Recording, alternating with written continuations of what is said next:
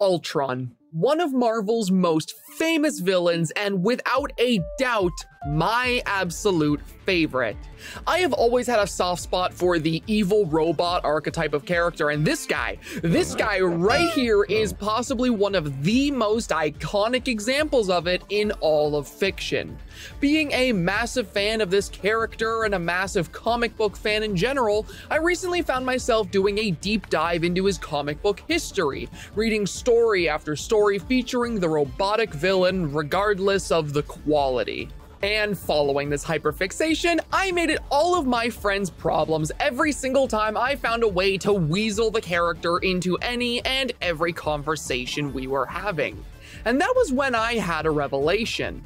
If I can talk the ear off of all my friends about Ultron, I can do the same to my audience. Welcome to the Infodump series, a new series for the channel that is entirely dedicated to giving myself a place to put any and all information I autistically gather about all my favorite characters in fiction.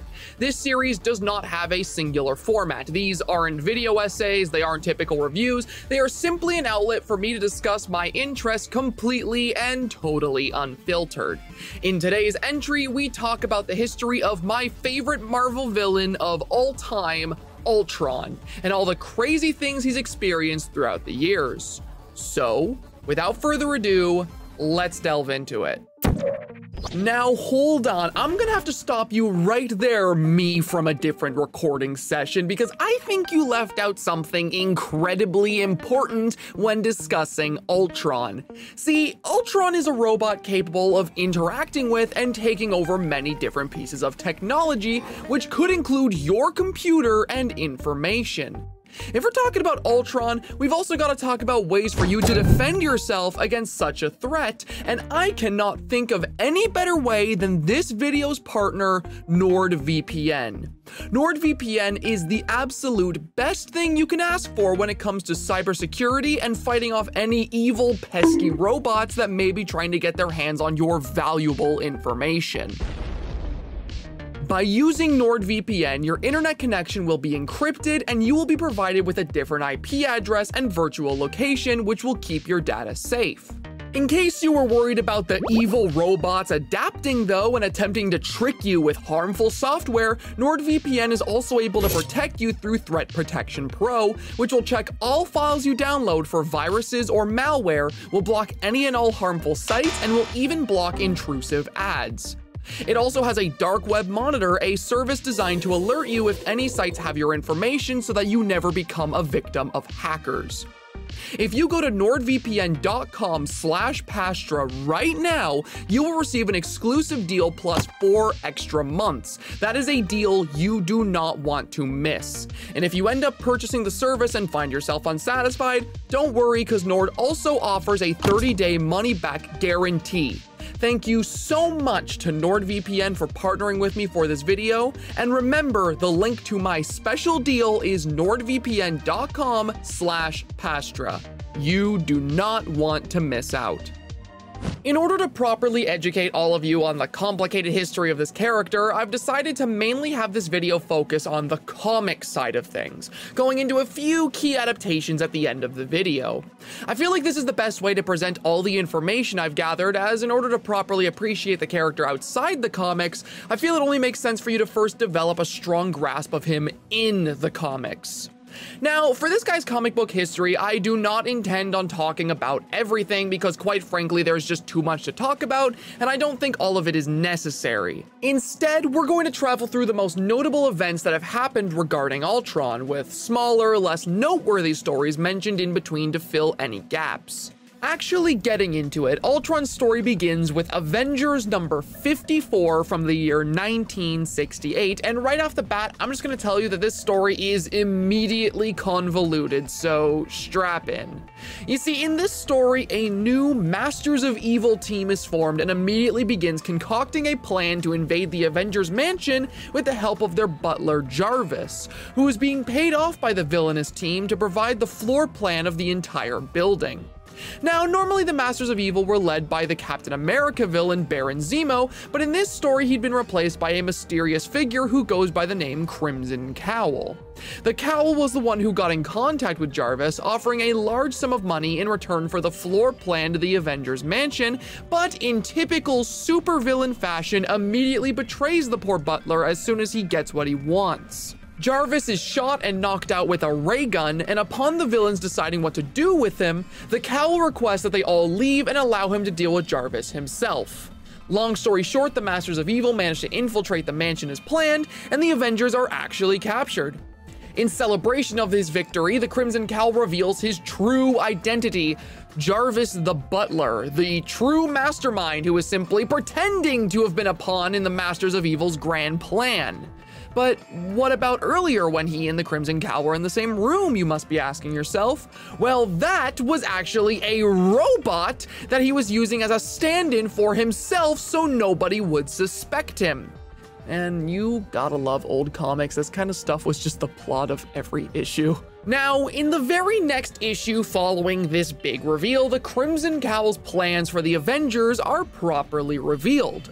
What he wants is to put all of the Avengers in one big hydrogen bomb, which he plans on suspending over the Empire State Building so that he can blackmail the American government into giving the Masters of Evil a shit ton of money. If they do not play along, the bomb is dropped, killing thousands as well as the Avengers. If they do play along, then the Masters of Evil will simply drop the bomb in a location safe for the public, killing the Avengers anyways. Now, in true sadistic villainous fashion, the Crimson Cowl left a window for the Avengers to look through inside the bomb so they may see their captors. And it is here where the truth of the Crimson Cowl's identity is revealed again. Yeah, try and follow here, please. So in this moment, the Crimson Cowl reveals that the true mastermind behind the scheme was not Jarvis, who was using a robot as a stand-in, but the robot who was using a brainwashed Jarvis as his stand-in. This robot was the real Crimson Cowl all along, and he introduces himself as Ultron 5, the first time in comic book history that the name would ever be said. Which, like, if I can go on a bit of a side tangent here, I just love how this story truly embodies dumb comic book camp. Like, what did he get out of doing this? In the first issue where he tried tricking everyone into thinking he was Jarvis, he did so after the Avengers were captured and he was gloating about his victory. And then in this issue, right after he puts them in the bomb, he reveals his true identity as another way to gloat. Like, you'd think he went through all of this trouble to make his true identity a complete secret in the event the Avengers escaped and tried to stop him, but nope, he just immediately takes off the mask a second time just for shits and giggles. At no point could the Avengers fight back. He got no practical use out of doing this. The only reason I could possibly think of for this is just that he's some kind of mischievous little bastard that just enjoyed fucking with them. Also, one more little detail I want all of you to keep in mind before we continue is the specification that this character is named Ultron 5, not just Ultron. This will be important later. Anyways, this original Ultron story comes to an end after the Avengers are freed from the bomb by Black Knight, bringing about the defeat of the Masters of Evil, but not the end of Ultron 5, who managed to escape and slink into the shadows. This storyline served as an incredibly interesting introduction to what would become one of the Avengers' greatest foes.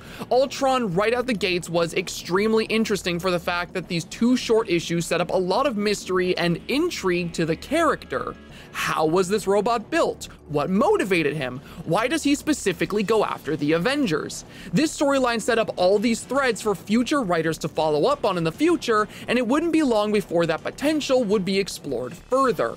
Ultron's next appearance would be in Avengers number 57, where we would see the introduction of another Marvel mainstay, the Vision. In this story, the Vision is seen stalking the Avengers in the middle of the night, breaking into the home of Janet Van Dyne, also known as the Wasp, in an attempt to murder her. Before he can accomplish this goal, something seemingly goes wrong and Vision is knocked unconscious. He's brought to Avengers Mansion by Hank Pym, the original Ant-Man, where he comes to and reveals that he is a creation of Ultron 5, who was sent to destroy the Avengers. For whatever reason, this purpose he was made for disturbs the Vision, as he seems to carry more human emotion than his robotic creator, and wanting to bring an end to Ultron's scheme, he brings the Avengers to the villain's hideout. Unknowingly, however, the Vision ends up leading the Avengers into a trap, as Ultron predicted this turn of events would happen and actively allowed him to bring the heroes to his hideout so he may kill them all himself. This ends up leading to one final confrontation between Ultron and the Vision, where the two AI face off one-on-one. And this little fight, despite being so short and admittedly goofy, shows us a side of Ultron that is going to be one of the most important and defining character traits in stories going forward. You see, in this confrontation, Vision and Ultron get into this little debate about the value of one's own emotions, with Ultron arguing that Vision's humanity is a weakness he does not carry. Later in the story, however, when Vision gains the upper hand against his own creator, Ultron ends up making an illogical decision when he chooses to lunge at the Vision in a fit of rage, leading to his own destruction. Vision even calls out this hypocrisy, saying to Ultron, quote, "You ridiculed me for having emotions, yet you possess them no less than I." Ultron on the surface is this cold, calculating machine that does what he does purely for logic's sake, and yet this story proves that under that robotic exterior, he is every bit as emotional as the humans he seeks to destroy. He throws temper tantrums when things don't go his way. He has a clear and obvious ego which compels him to gloat when he thinks victory is assured, and his drive to fight the Avengers seemingly comes less from a place of objectivity and more that of genuine hatred. Ultron may not recognize it in himself, but for whatever reason, he is very human. And I am really emphasizing this right now because this little plot point right here ends up becoming his defining characteristic in future stories, and it raises the single most interesting question one can ask about him. Why? Why is he like this? What made him this way? We don't get a direct answer to this for a long time, but we do get bits and pieces to the puzzle along the way, the first of which being the origin of his creation, which we learn in the very next issue. You see, after Ultron 5's defeat, the Avengers immediately considered allowing the Vision to join their ranks. He proved to be a powerful ally, and it was clear that for whatever reason, he actively rebelled against his programming and fought for humanity. But before he could become one of the Earth's mightiest heroes, there was one question that needed to be answered, and that question was what Vision even was. 'Cause, yeah, he did help, but so long as his origin remained a mystery, there was no telling what he could do. Vision would try to remember how Ultron ended up creating him, but it seemed as though there were mental blocks put in place to stop him from doing so. The Avengers would eventually find a lead, however, when Hank Pym realized that Vision reminded him of an experiment he was conducting not too long ago. See, Hank was trying to create these androids that he called synthezoids, one of multiple attempts at artificial intelligence, but these experiments ended up failing because, well, Hank couldn't actually remember. For some reason, it seemed as though that same mental block that affected Vision's memory was also affecting his own. Thinking this could mean something, the Avengers traveled to the lab in which Hank Pym was conducting these experiments, expecting to find it destroyed, but instead finding it fully repaired yet abandoned. Upon going inside to investigate, Hank would hook himself up to a memory bank to try and search his mind for the truth, and he would find it, learning something that would shock all of the Avengers to their cores. Ultron was created by Hank Pym, an experiment in AI that went completely wrong when the machine came to life on its own, turning on its creator and using a special beam to make him forget he had even built it in the first place. Ultron would then continue to use the lab after wiping Hank's memory, building upon himself and designing newer and stronger bodies until he eventually developed Ultron 5. During this time, it was also learned that Ultron had used an old memory tape from the deceased hero Wonder Man, imprinting it into a synthezoid which would bring life to Vision. This entire reveal is part of the reason why I feel Ultron is such an impactful Avengers villain. Because with this twist, it now establishes a deeply personal connection between both sides. Ultron being the creation of an Avenger means all of his actions now reflect on the team as a whole. It is the Avengers' responsibility to destroy him, not just because of the massive threat he poses to the world at large, but because he was their mistake to begin with. As well as this, it also explains quite a bit about Ultron himself. When Ultron 1 first awakens, we see he immediately identifies Hank as his father, and developing a strange Oedipus complex of sorts, he immediately becomes hostile towards his creator and begins to attack him. Ultron's deep-seated hate for the Avengers comes in part from the dynamic we can now observe between him and his father, giving us a motivation for his actions and allowing us to see a little bit more of that emotional side that Ultron is not fully aware of. When talking about Ultron and his complicated relationship with the Avengers, I always think back to this excerpt written by Kurt Busiek that I feel perfectly sums up what I love about him. The excerpt reads, "With Ultron, it's all personal, and at the same time, inhuman, robotic. That makes a fascinating, compelling mix. Back when Roy Thomas and John Buscema created Ultron, he seemed at first to be a killer robot with an admittedly awesome design thanks to that great, menacing jack-o'-lantern of a face, but then we found out Ultron was a creation of Hank Pym, one of the founding Avengers, an experiment in artificial intelligence gone awry. Ultron had achieved a twisted sentience and gotten himself a full-blown Oedipal complex, determined to destroy his father and the Avengers along with him. Powerful, menacing, personal. A good villain." Now, with Ultron's origin and motives properly established, it wouldn't be long until the villain would become a mainstay for the Avengers to fight time and time again. Ultron would become one of the biggest thorns in the Avengers' backside, always returning with some new upgrades to back him up.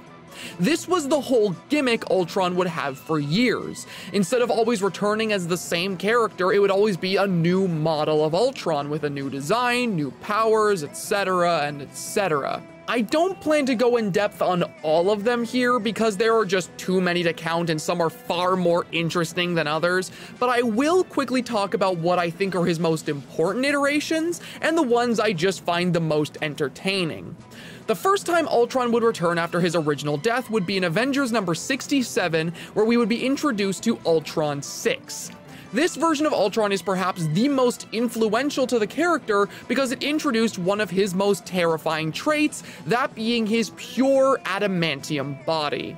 For those who may not be familiar, adamantium is basically this completely indestructible metal in the Marvel Universe. This stuff is so unmalleable that it needs to be kept in a constant liquid state in order for it to even be cast into a desired shape, because once it cools and hardens, it becomes downright impossible to reshape into anything else. So you can probably imagine, with all that said, why a giant killer robot made entirely of the stuff would be such a massive threat. Most Ultron models going forward would have this adamantium body as a feature, with it becoming one of the character's most iconic and threatening powers he possesses. In order to construct this body for himself, Ultron would use a device called the Molecular Rearranger, which he would make a part of his body in order to change his shape at will.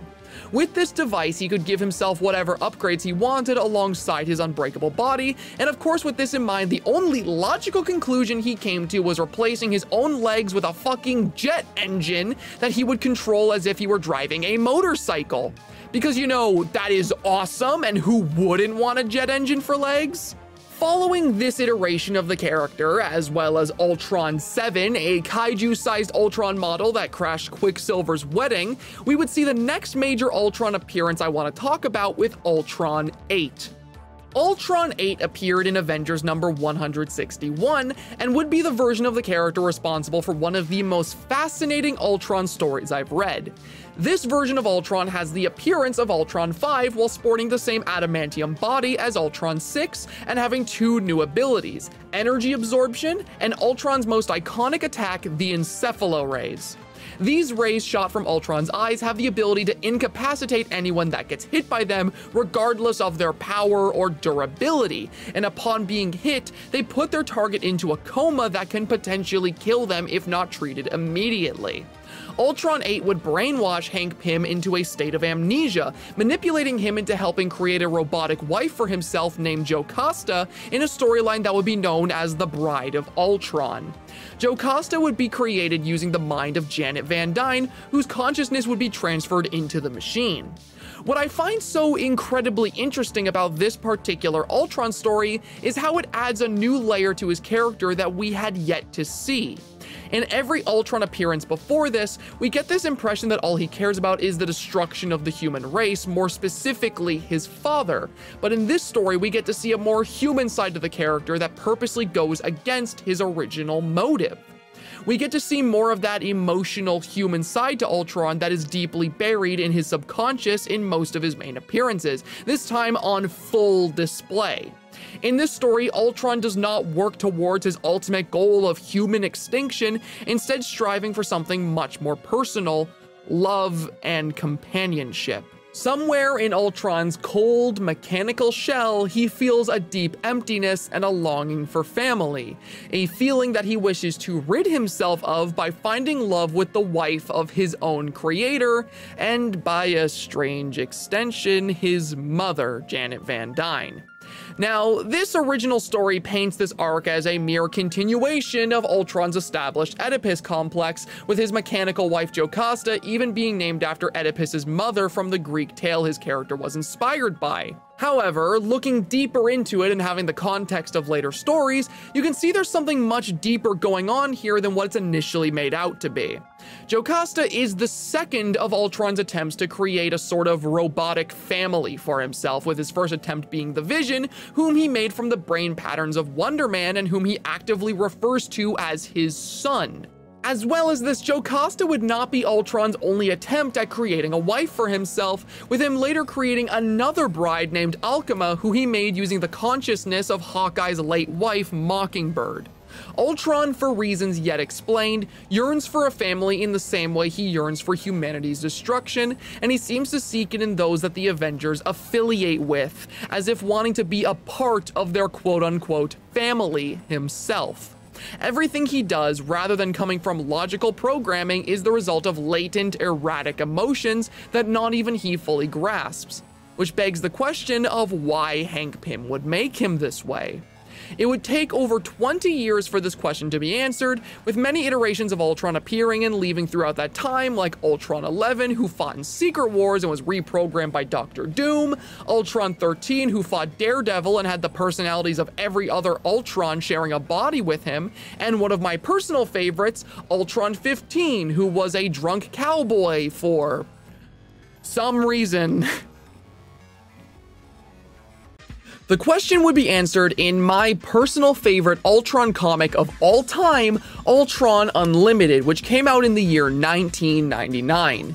This story right here is, in my opinion, the definitive Ultron story.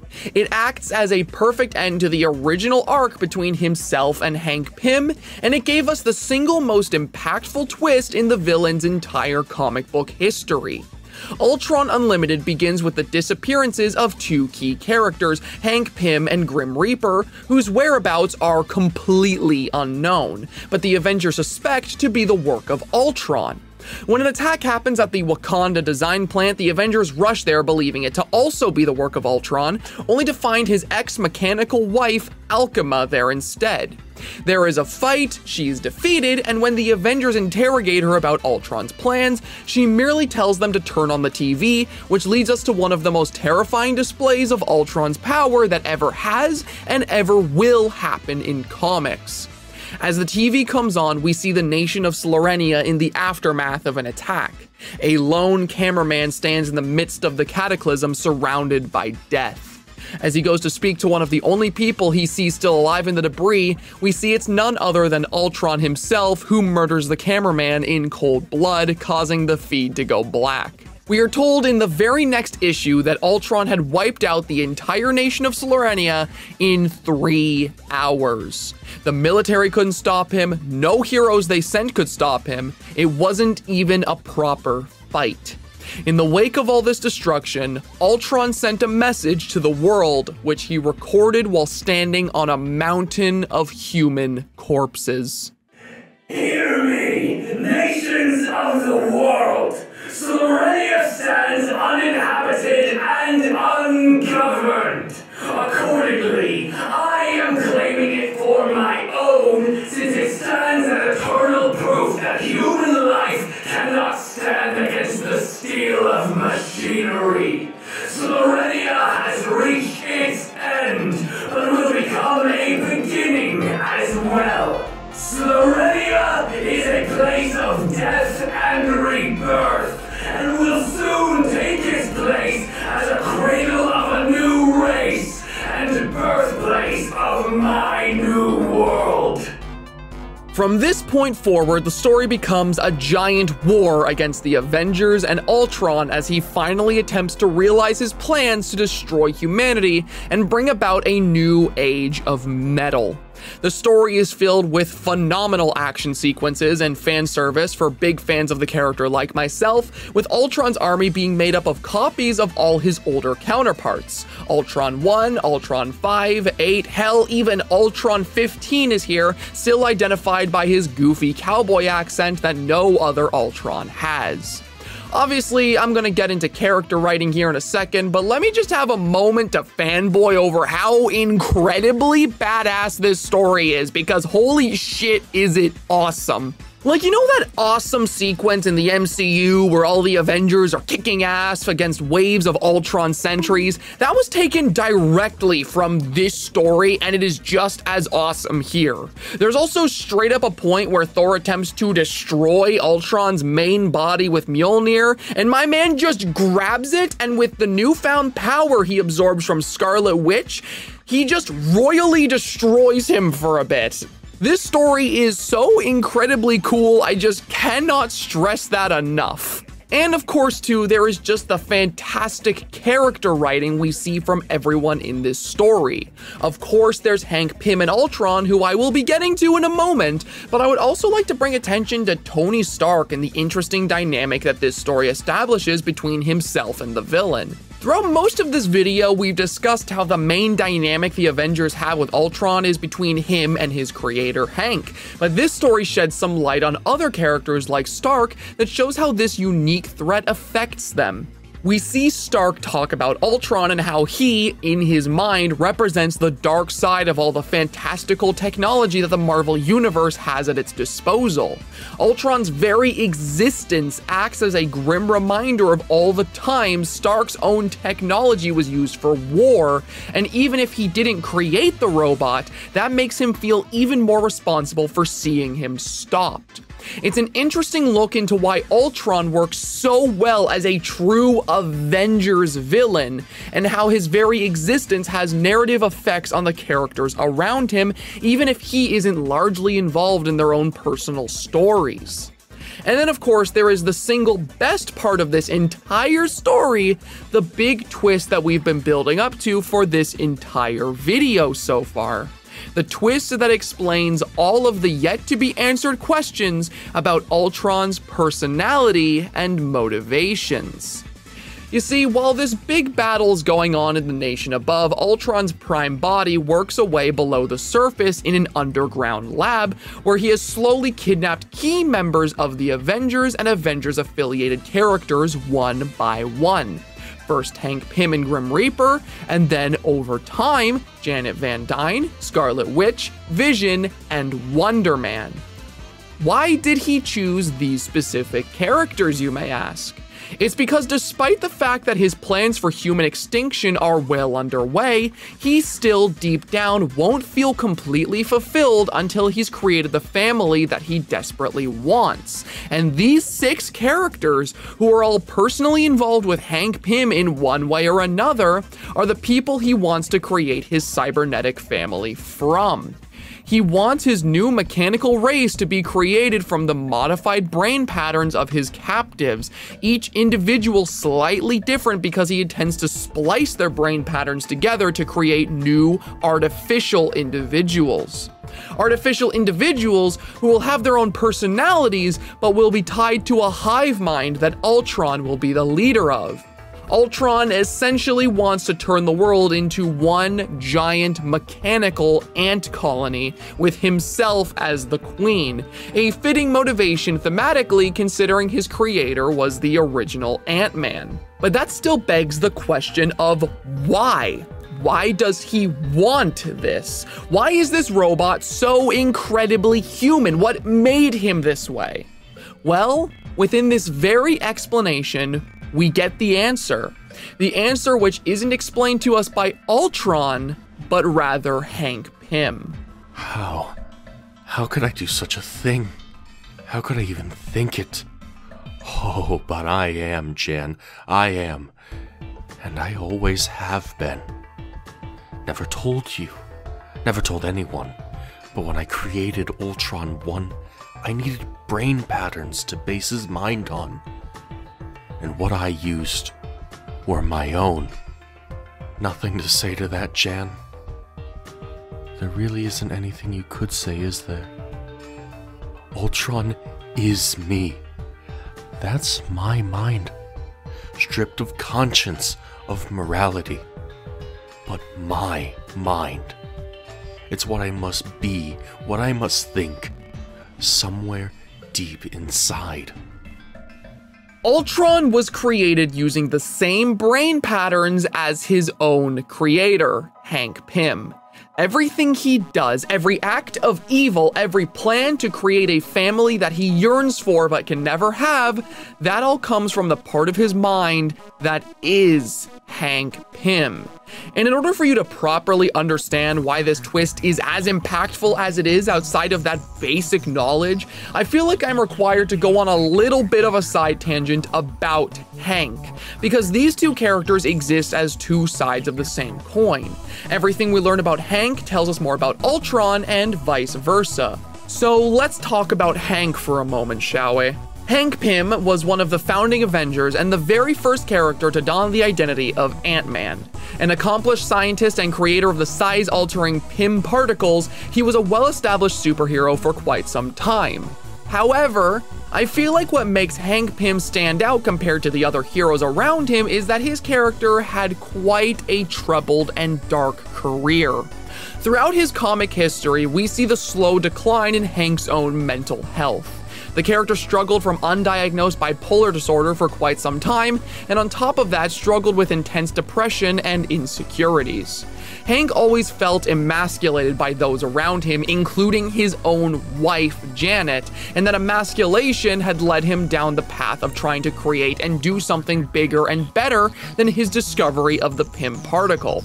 Ultron was just one of those failed attempts, with another experiment blowing up in his own face so badly that it caused him to develop schizophrenia and a new persona called Yellow Jacket. When Hank first donned the Yellow Jacket suit, he didn't even know who he was anymore. He had quite literally convinced himself he was a completely different person who had murdered Hank Pym. He would eventually recover from this state of amnesia, but it was clear that Hank was never the same after. He continued to use the Yellow Jacket persona long after, continuing his mental decline until the controversial storyline, The Trial of Yellow Jacket, where he would devise a plan to prove his worth to the Avengers by designing a robot meant to attack them that only he could destroy. A plan that his wife would attempt to talk him out of, which would lead to the single most defining panel of Hank's entire career, where he struck her for trying to stop him. This event would cause Hank to be kicked out of the Avengers, with him giving up his life as a superhero entirely. Throughout the years, Hank would try his hardest to redeem himself, but the guilt of his own actions would always weigh down so heavily that would always seem near impossible. All of this to say that this is the guy who Ultron got his brain patterns from. A broken, insecure man who constantly felt like he needed to live up to some made-up expectation of himself to justify his place in the world. And once you have that context, suddenly this twist explains a lot about Ultron's actions by extension. Everything he does can now be viewed through the lens of it reflecting on Hank, telling us so much about both characters. Ultron's hatred for humanity, and specifically the Avengers, can be seen as a manifestation of Hank's insecurity, his jealousy of those around him and their success, his desire to create something that will far exceed them and show his worth once and for all. A machine, Hank's own creation, that has become stronger than the Avengers, smarter than the Avengers. His entire team destroyed by his work, his genius. And yet, despite all of that jealousy and loathing, it comes from a place of deep despair and loneliness. Hank wants to prove himself because he wants to belong. He wants to feel like he is just as good as everyone else. He wants to feel like he is respected. And I feel that reflects itself in Ultron's constant need to build a family for himself. Just like Hank, Ultron wants to belong. He wants to feel loved, respected by a family he builds for himself. He wants Hank's wife, who in his mind is his own. He wants a son, brothers, sisters. He is a creation that is forced to feel all of his creator's pain without the inhibitions or morality that stops him from doing terrible things as a result. That is Ultron in essence, and that is why I love him as a villain so much.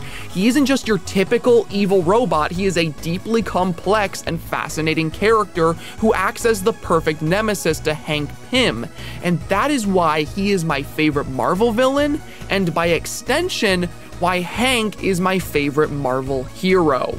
Anyways, long side tangent aside, Ultron Unlimited continues after this twist with one massive final battle against Ultron and his army that is seemingly unwinnable.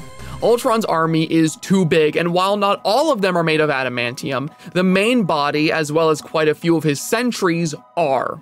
When all hope seems lost, a new Avengers member, Justice, appears on scene with a new, highly volatile Antarctic vibranium that supposedly has the power to destroy any metal.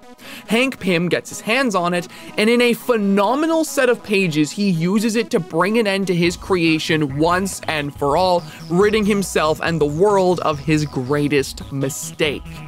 Ultron Unlimited ends on a bittersweet conclusion. The day is saved, Hank finally feels a sense of closure, but things aren't entirely over. Alchema is seen standing in the ruins of the battle, carrying the brain scans of the 6 Avengers that Ultron had made. Ultron's plans may very well be completed, just not in the way he expected. Ultron Imperative is the direct continuation of Ultron Unlimited, which follows up on this loose thread. In this story, we see Alchema facing off against the Avengers with an army of robots she created using the brain patterns she collected, creating strange Frankenstein's monster hybrids out of them. Alongside this new species, she created an even more advanced mechanical race with minds so incredibly complex they may as well have actually been human. The Avengers fight for some time against these machines, with Alchema seemingly having the upper hand until eventually something strange happens. A familiar voice echoes out from within the cave they all find themselves in, who reveals himself to be none other than Ultron, rebuilt by the metal army Alchema had created.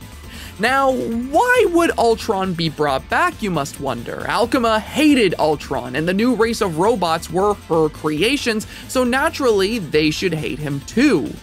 Well, you see, in this story, it's revealed that every single one of Ultron's creations are designed with a secret imperative built into them. The imperative to rebuild their creator in the event of his death. Alchema, without even knowing it, was creating an army that would serve Ultron, and that would rebuild Ultron because of this imperative, the Ultron Imperative. A final fight breaks out where Alchema reveals that in the event of her death, all of her creations are designed to explode, and in a tragic scene, we see Hawkeye forced to see his wife die a second time when he has to shoot her with an arrow made of the same Antarctic vibranium that had killed Ultron before. He pulls through, Alchema is destroyed, and seemingly so is Ultron, at least for now. In typical comic and Ultron fashion, the story ends with us seeing a lone surviving drone carrying around a living Ultron's head. Moving on from this story, the next one I want to talk about is the highly important, albeit very strange, Ultron Initiative. This story was what opened the Mighty Avengers run of comics, with Ultron taking over the body of Tony Stark and transforming into a naked human woman. Yeah, I'm gonna keep it a stack with all of you. I do not like this story very much. Ultron Initiative feels like the writers wanted to be super experimental with an Ultron story, taking the character in a new direction, but the new direction was really weird and required what I view as quite a bit of a mischaracterization to even happen. You see, the reason why Ultron looks like this in the story is because of Tony Stark's own mechanical implants, which Ultron took control of. They merged Stark's flesh with machine and became a humanoid hybrid as a result. Why did Ultron take the form of a human woman, you ask? Because this new body is supposed to resemble Janet Van Dyne, which is... huh? The story only just begins with this twist, and already I have so many questions. The main one being, why Ultron would want to take on the form of Janet? In the story, the only explanation is because Ultron loves Janet, but we've clearly established in multiple other stories that this love for Janet is romantic as a result of Hank's brain patterns, so why does Ultron now want to become her? I don't know, maybe I'm just not understanding what they were going for here, but it just doesn't line up to me at all. Either way, as the story continues, we see that Ultron's newest plan for human extinction involves hacking into multiple experimental weather-altering satellites created by Tony Stark and using them to create mass destruction across the planet that will bring about global extinction. When that plan fails, Ultron instead decides to hack into the world's supply of nuclear missiles, launching them all at once. The only way to stop this plan is to get the help of Hank Pym, who creates a virus that is designed to be delivered into Ultron by Ares using the Pym particles. And if I can start another side tangent here, another reason I really don't like this story is just how unnecessarily cruel practically every character is towards Hank. Like, I get it, Hank has done some really bad shit throughout his comic history, but the way these characters think and talk about him throughout this story just felt so uncharacteristically cold-hearted. Like, there is straight up a point where Miss Marvel asks him if he can do something to stop Ultron, and then thinks to herself about how if he can't, she just wants him to straight up kill himself. There's another moment that just doesn't sit with me well after 2, where S.H.I.E.L.D. is talking about getting Mr. Fantastic to help, and when Hank tries telling them that he is a better choice for this than Reed because of his area of expertise, Janet just randomly says that he shouldn't be gloating about his intelligence as the creator of Ultron, which, like, why would she say that? Like, okay, first of all, he wasn't even gloating, just genuinely trying to help. And second of all, I feel like Janet would just never say this. Like, yeah, her and Hank have an absolute mess of a relationship, but one thing about Janet is that she wouldn't just torment him like this about being the guy that created Ultron. She may not like Hank after everything he put her through, but this feels so oddly sadistic, and I just did not like seeing her written this way. Anyways, angry tangent aside, Hank's plan ends up working and the virus is delivered into Ultron's system, resulting in the mechanical bits separating from Tony Stark. Ultron's disembodied consciousness is then sent into space, while a small bit of him seemingly remains on Earth to cause future issues.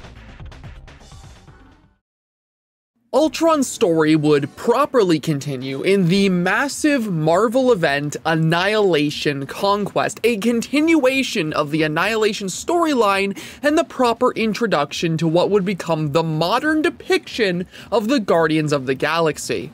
I think it is worth bringing this story up, both because of the interesting developments it brings to Ultron's character, and more importantly, this is one of the single coolest versions of him to ever be made.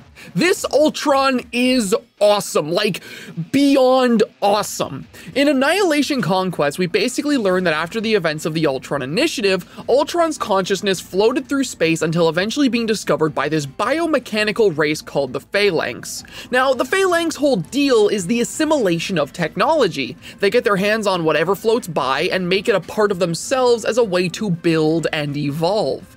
When they try to do the same with Ultron, the opposite ends up happening. Ultron's unbreakable will and stronger personality ends up controlling the entire Phalanx species, and before you know it, he rebuilds their entire race in his image and begins using them as his personal army to conquer the universe and destroy all flawed organic life. From here, the story becomes a post-apocalyptic tale of a small rebellion fighting against a near unstoppable force. And oh my god, do they do it well. Ultron in this story is the most menacing he has ever been. When he first makes his entrance in the story, he does so by walking into the home of the High Evolutionary, murdering Moondragon, one of the main characters of the event, and then proceeds to wave to Adam Warlock with the same hand he killed her with, still covered in her fresh blood. And if you thought that wasn't menacing enough, my man the High Evolutionary decides the only way to get rid of Ultron here is to blow up a fucking star in front of him, an act that merely pisses him off enough that he decides to vent his rage by torturing a captured Star-Lord. This Ultron is a menace, an absolutely terrifying menace, and I live for every panel that he is present. Now, aside from his galactic conquest and having more aura than any human could possibly hope to imagine in their lifespan, this version of Ultron does actually have another plan that isn't like anything we've seen up to this point, but might sound familiar to those of you who know about his character in the MCU. You see, at one point in the story, we actually see a flashback of Ultron talking to Hank Pym, where he attempts to rationalize the thought process of his own creation. And in this flashback, we learn that one of Ultron's reasons for hating humanity and natural life is the inherent flaw he sees in evolution. The process of slowly improving and adapting over time as a species, maintaining biological flaws along the way, as opposed to a specifically designed species that lacks those inherent flaws. Ultron wants to replace organic life with robotic life because he believes that in doing so he is creating superior life. Now flash forward to his conquest of the universe and his discovery of one Adam Warlock. For those of you unfamiliar with Adam Warlock, this guy is one of the most powerful characters in all of Marvel. Adam is basically a perfect human being who is slowly constructed piece by piece to be perfection incarnate by his creators, and made even better when he was discovered by the High Evolutionary. When Ultron learned about this guy, he saw an opportunity to create his perfect artificially created species in him. And so, in the climax of Annihilation Conquest, with the help of the High Evolutionary, Ultron ends up stealing the body of Adam Warlock and ends up wreaking havoc in it. Like, this guy gets his new form, and Frame 1 puts Mantis into a coma with a single backhand. I love this Ultron so much. He's so cool. Why is he so cool? The rebellion that fights against him only gets close to even ground once Nova enters the battle with the original creator of the Phalanx, who fights Ultron in Adam's body with the help of Nova and Quasar until eventually they're able to get Adam back in control again. But even after that, with Ultron's plans to use Adam thrown out the window, he still has one ace up his sleeve. He manages to take control of an entire army of Kree sentries who he fuses all together to create a giant kaiju-sized body for himself, which he uses in one final battle. He's so fucking cool. Why is he so cool, dude? Unfortunately though, all good things come to an end, and Ultron is finally defeated by the combined powers of Quasar and Nova, who destroy his prime body once and for all and disconnect him from the Phalanx hive mind, saving the galaxy. And so ends an awesome story and an awesome Ultron. This particular storyline holds a special place in my heart for being both the first comic event I have ever read in its entirety, as well as it actually being what properly introduced me to comic Ultron in the first place. It was while reading this story initially so I could see the Guardians of the Galaxy in action that I quickly latched on to Ultron instead, being so fascinated by this awesome character that it inspired me to look more into his comic history. So, in a way, you have this comic to thank for this titan of a video. And just in case you were worried we'd hit a low point after such an awesome Ultron, you will be happily surprised because the next storyline I want to talk about is possibly Ultron's most iconic one ever created, Age of Ultron. Age of Ultron is an interesting case because I imagine when I say that name, you think of the MCU film. Well, the funny thing about that is aside from the title and the villain each story is about, comic Age of Ultron and movie Age of Ultron have quite literally nothing in common.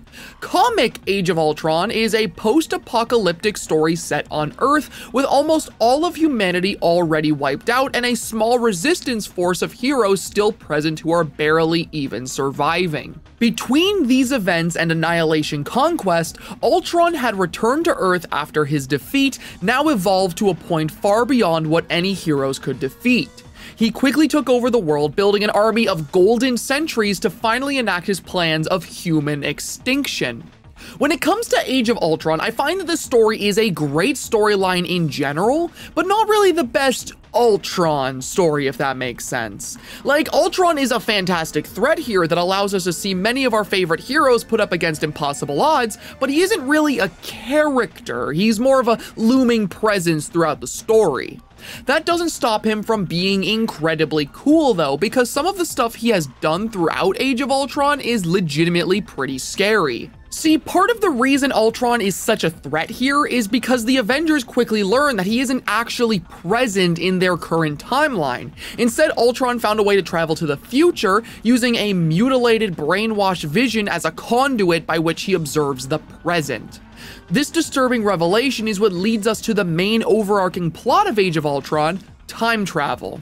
What little heroes are left band together, traveling into the future to fight Ultron Prime, while Wolverine attempts to sneak into the past to seek his own solution to the conflict, murdering Hank Pym before he even gets the opportunity to make Ultron. He ends up getting followed by Sue Storm, who tries to stop him, but ultimately fails and allows Hank to be murdered. Here is where things get interesting though, because you'd think that by doing that they'd save the day, but in true time travel plot fashion, instead of fixing everything, all murdering Hank Pym did was create an even worse future than the one where Ultron took over the world. Like, we're talking about a dystopian world here. Tony Stark looks like a zombie after being ripped in half. The Avengers are barely held together, and by the time Logan and Sue see the damage they've done, Morgan Le Fay shows up to quite literally destroy everyone. So, of course, Logan goes back in time to stop his past self from killing Hank. It's convoluted, I know. And eventually, they manage to create a plan to stop Hank from being murdered, while also stopping Age of Ultron from being able to happen.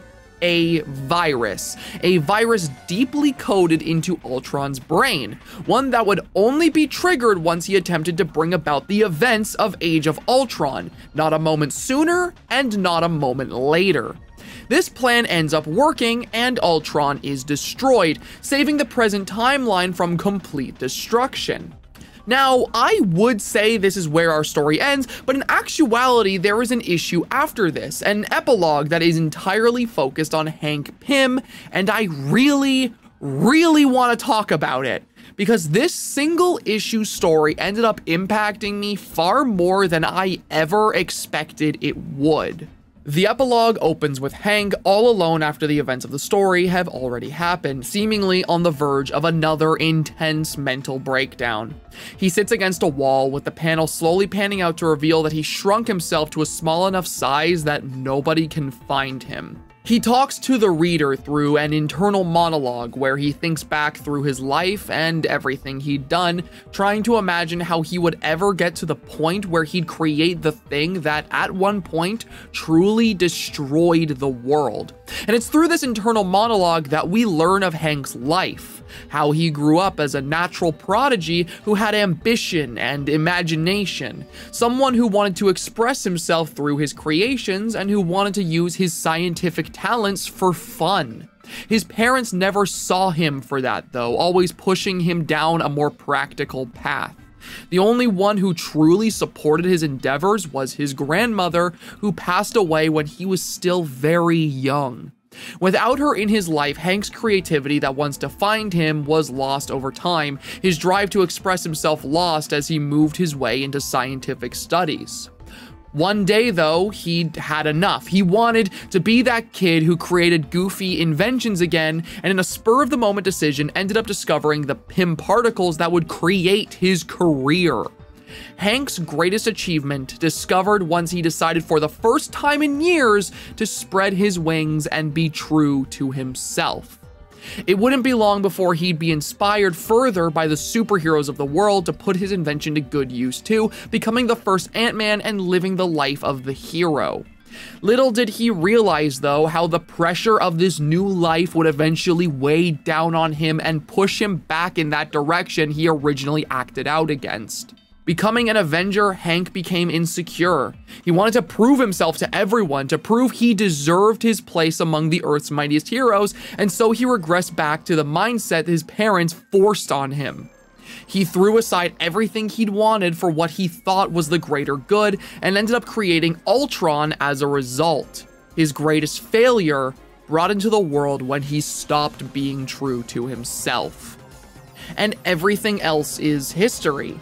Just when it seems, though, that Hank is about to snap for perhaps the very last time, he suddenly has a revelation. Back when Wolverine decided to kill him to create a better timeline, it didn't work. His death ended up creating a world that was worse off without him. This revelation changes everything for him, because he realizes right then and there that no matter how much he hates himself for his actions, he matters. He's important, and in his own little way, he makes the world a better place. This inspires Hank to finally decide to fully embrace that side of him that seemed to be lost forever. The kid who just wanted to make fun inventions to make the world a happier place. He dons his giant man costume, and with a new sense of purpose, he becomes a hero again. He saves civilians, stops petty crime, and the story ends with him giving a reassuring smile to the reader as he says, I feel as if I've been given a second chance at everything. As if this is the beginning of a whole new way of life for Dr. Hank Pym, who matters. I don't know where to begin with this story. Never have I read a comic that has resonated with me the same way this one has. Hank's whole story of being this creative individual who constantly wants to express himself but feels like he can't with the pressure of the world weighing down on him. It's some heavy stuff that I couldn't help but see a bit of myself in. And it's because of how much I found myself relating to the story that I genuinely felt so uplifted when the ending subverted my expectations and actually had Hank come out of it okay. When you're reading about this poor guy, the expectation is always that he's going to get worse before he gets better.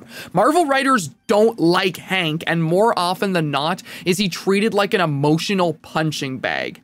So when I saw this poor guy mentally broken at his lowest point only to realize that he really, truly mattered to the world, I won't even lie, I started tearing up a little bit reading it. It's a thoughtful, emotional story about mental health and self-expression that I did not expect to read in an issue of Age of Ultron of all stories, but I am so glad I read it. Stories like this one and the ones I've talked about before really cement why Hank Pym is my favorite of Marvel's heroes. It's such a good read.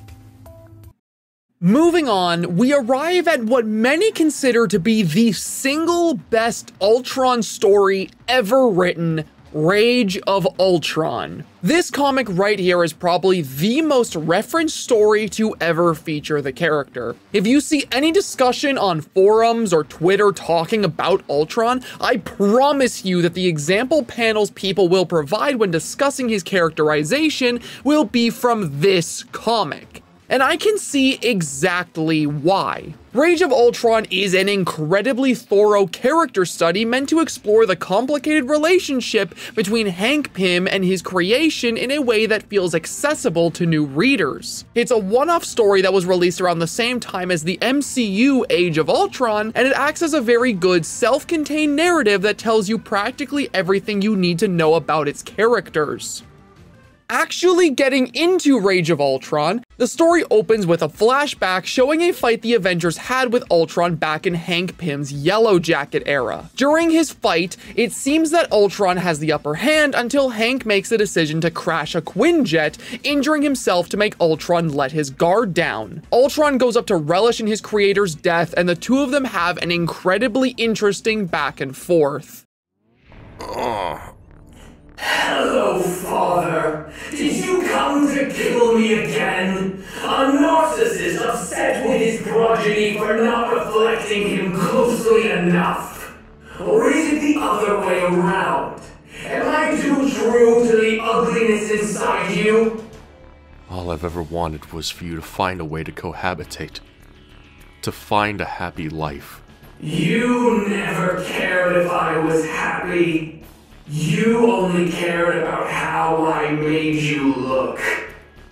Moments like this are what make Rage of Ultron such a good story. There is a deep understanding of both characters and what makes their dynamic so fascinating. Instead of there being constant action, the story often chooses to give us these still, quiet moments where we get to see their raw emotions on display. After this great interaction, Hank continues on by telling Ultron that he really truly does love him deep down as a son, and we get this moment where Ultron is initially skeptical, but slowly realizes that his father isn't lying. He lets down his guard, and that is when Hank's plan comes to fruition. With the help of Hawkeye, the Avengers attach Ultron to the crashed Quinjet, sending him to space. In the moments where Ultron struggles, he laments over his father's actions, believing he somehow lied to him, only to be told by Hank that he was telling him the truth.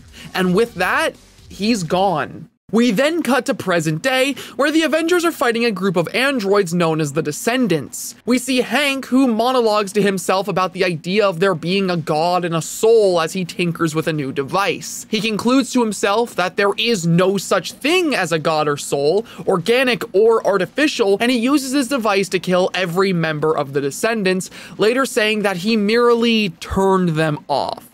And it is here where I must now voice my personal issues with Rage of Ultron. This is a good story, do not get me wrong, a great story in fact. The art is beautiful, the writing for the most part is fantastic. Say that again?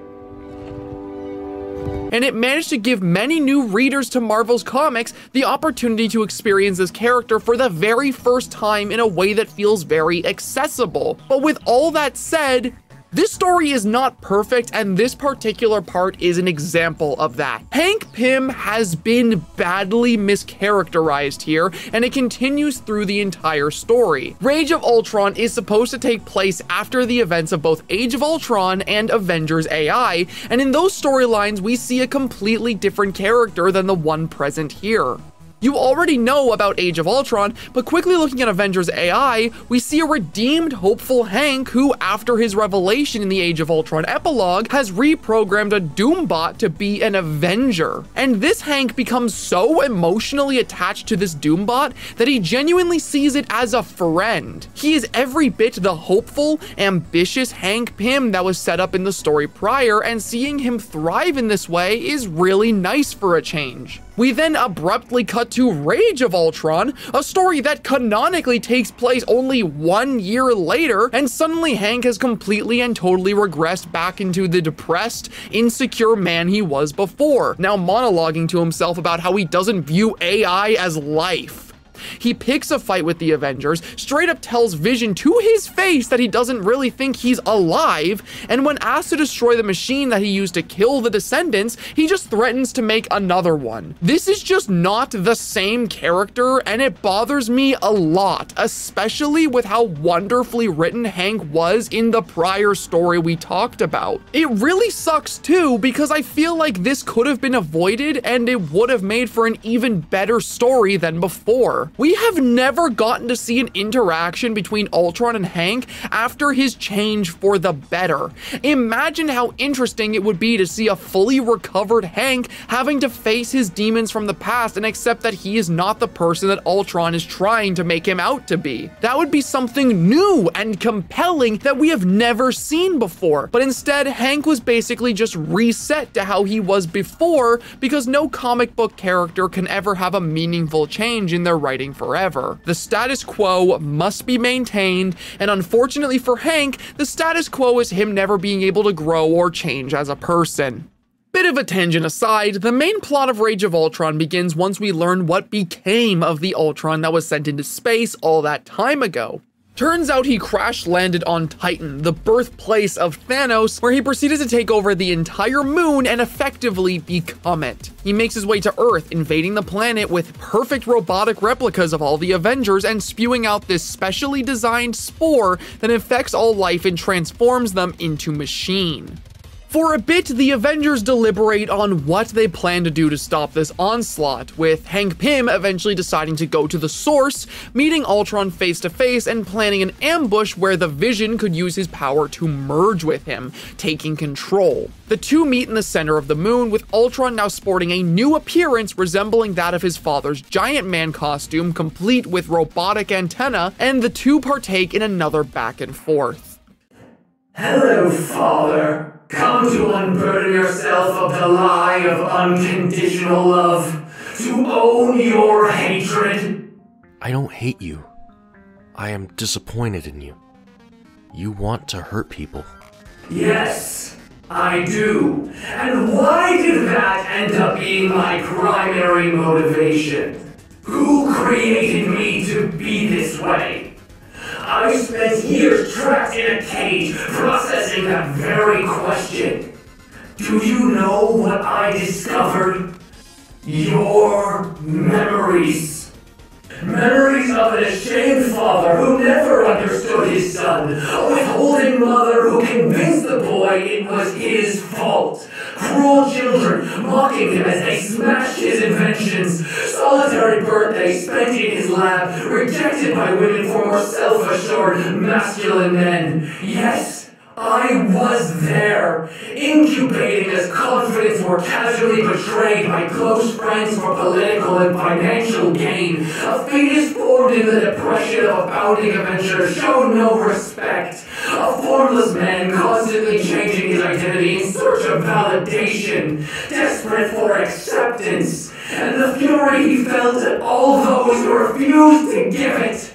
And when someone did love this sad man, he hated them all the more for it. For who could ever love you but a fool, Father? For now you see, my rage is your rage. I'm the embodiment of what you truly want.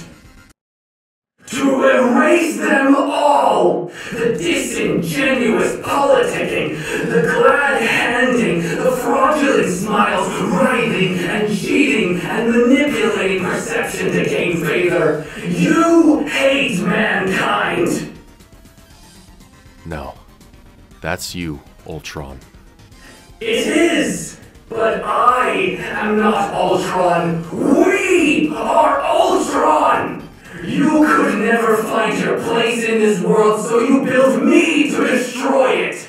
You never truly stopped me because you want me to succeed.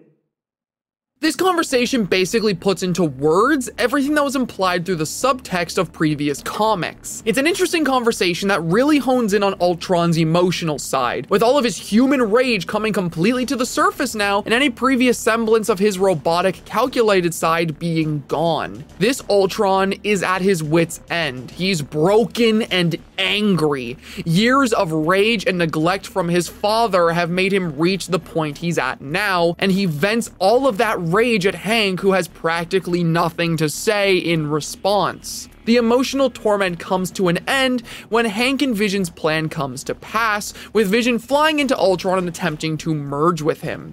At first, the plan seems to be going well, but Hank hears the cries of Ultron screaming out for his father to save him, and despite everything, despite the fact that Hank has claimed time and time again in this story that AI isn't life, despite all the horrible things Ultron has done, his maternal instinct takes over and he tries to save his son. That is when Ultron shows his true colors, revealing his cries to be nothing but a ploy as he pulls Hank in, using Vision's powers to merge himself with his own creator. What follows is the emotional climax where the Avengers fight the new, merged Ultron, trying their hardest to get through to Hank to convince him that he is not a monster, that Ultron is not what he has to be.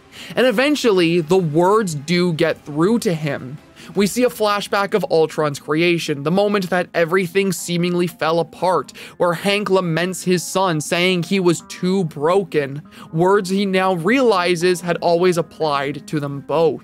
All of his humanity comes back to him at once, and in an emotional outburst, he flies into space where nobody can find him. The day is saved, but at a price. Hank Pym lost himself in merging with Ultron, and now that nobody knows where he's gone, he's presumed dead. A funeral is held in his honor, with Janet giving a speech about the man Hank was. Someone who was flawed, but was a hero nonetheless. Rage of Ultron ends with us seeing Ultron floating alone in space, with a human heart that continues to beat. This story really is something special. I may have my own issues with it because of how Hank was written for it to happen, but I can look past that for the most part just because of how much love went into it. You can clearly tell with every panel of the story that the writers and artists put their hearts and souls into it, and I find it hard to dislike what's there as a result. A really good story that has definitely earned its place as one of Ultron's best, even if it isn't my personal favorite. With Rage of Ultron bringing about a major change in both the characters of Hank Pym and Ultron himself, it wouldn't be long before writers would continue to use this merged Ultron in later adaptations. Merged Ultron, also known as Pymtron, would return in Uncanny Avengers, playing a very interesting role in the story. See, when he initially returns, he does so under the guise of being Hank Pym, now in control of his creation, and having returned to become a proper Avenger again. He helps fight crime, destroys the statue made in his honor from the previous story, hell, he even tries reconnecting with Janet. But it is in attempting to reconnect with her that the cracks begin to show in his facade. He gets details wrong when reminiscing about the history between himself and Janet, which is then relayed back to Captain America, who is watching not very far away. The Avengers then confront Hank in the hopes of proving what is really going on, with Cable attempting to push just the right button for him to give up his act, which he ends up doing. What do I have to do?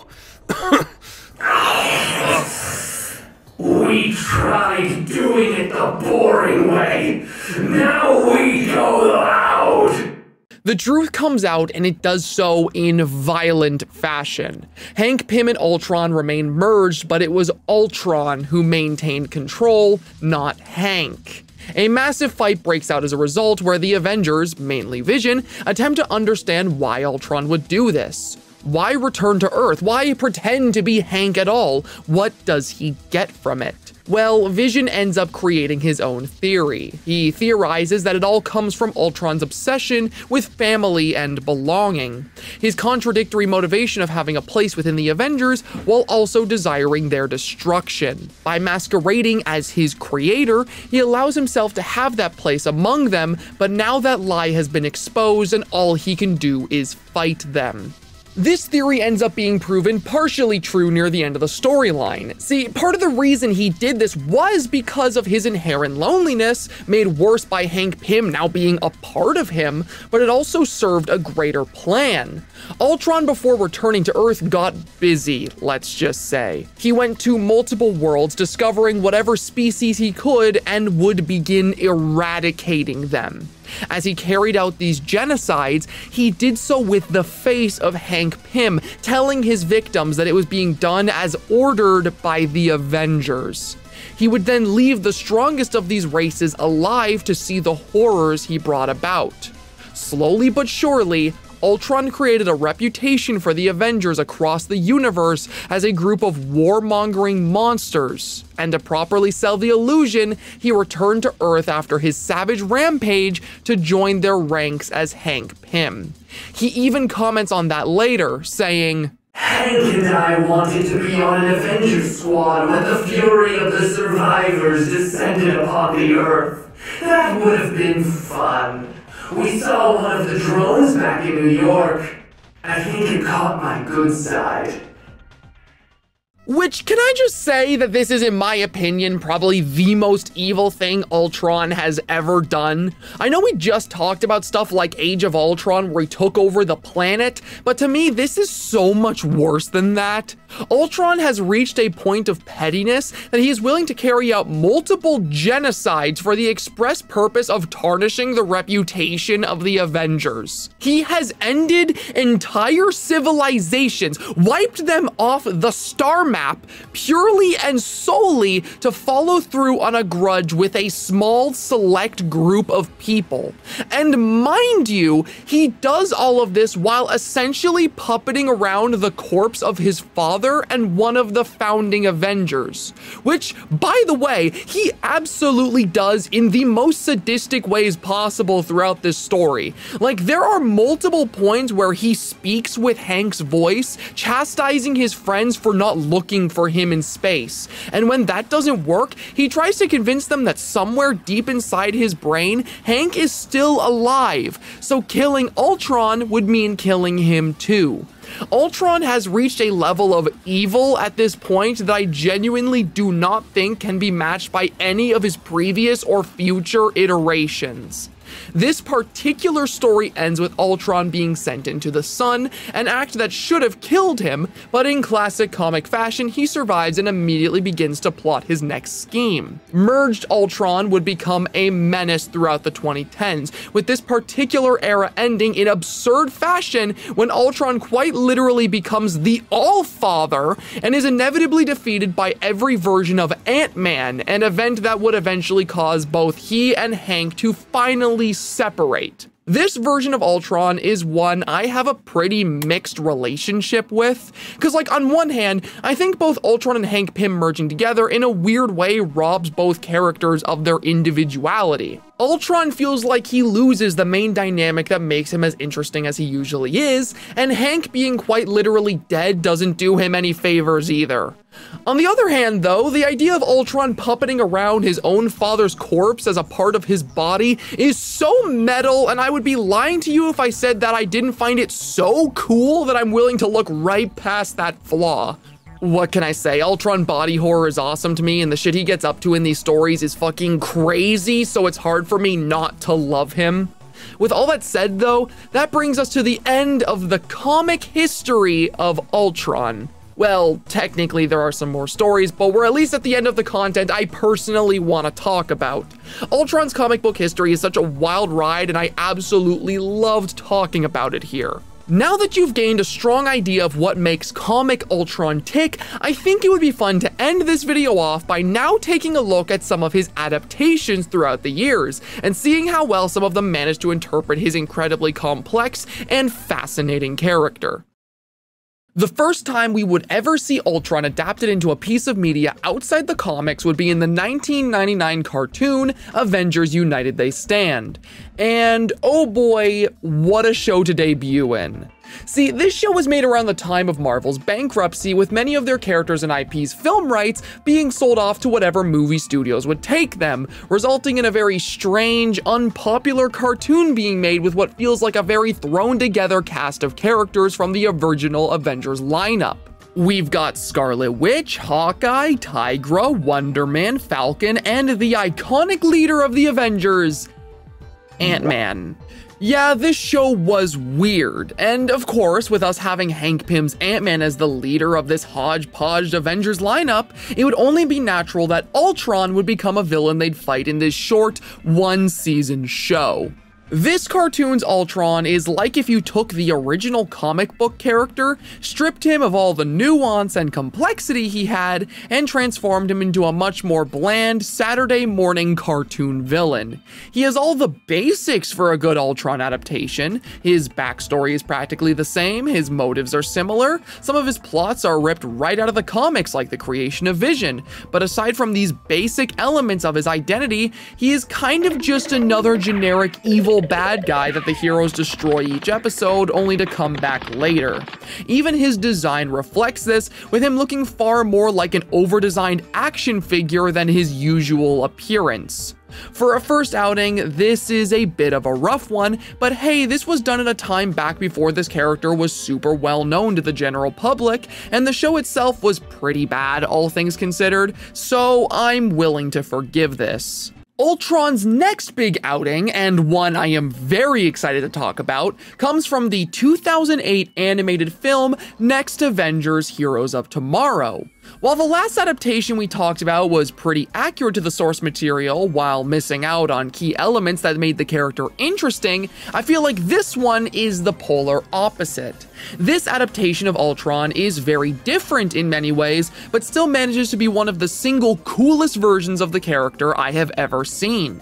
In this film, Ultron takes a very similar role to what we had previously talked about in stories like Annihilation Conquest or Age of Ultron, with a story set in a post-apocalyptic world where Ultron has practically won. The Avengers are nearly eradicated, with Iron Man and Vision being the only ones we see alive at the beginning and the Hulk appearing later, and the only hope the human race has left is the children of those Avengers. Ultron in the story plays a similar role to that of the aforementioned comics this one draws similarities from. He is far more of a looming force of nature in the story rather than an incredibly active villain. He makes up for this though by being perhaps the single most menacing version of the character that has been put to the screen. This Ultron has a presence unlike any other. Every time he appears, he just has this incredibly menacing aura to him, often veiled in dark lighting that is only illuminated by his red glowing face, complete with the iconic Kirby crackles inside his mouth. This Ultron also easily has the coolest voice of any of his adaptations. Tom Kane delivers such a chilling performance every time Ultron speaks that perfectly sells the cold, robotic personality the villain has. Potential threats commencing termination. Now, this is all great, but you're probably wondering why, despite all this, I said this version of Ultron was very different than his comic book iterations.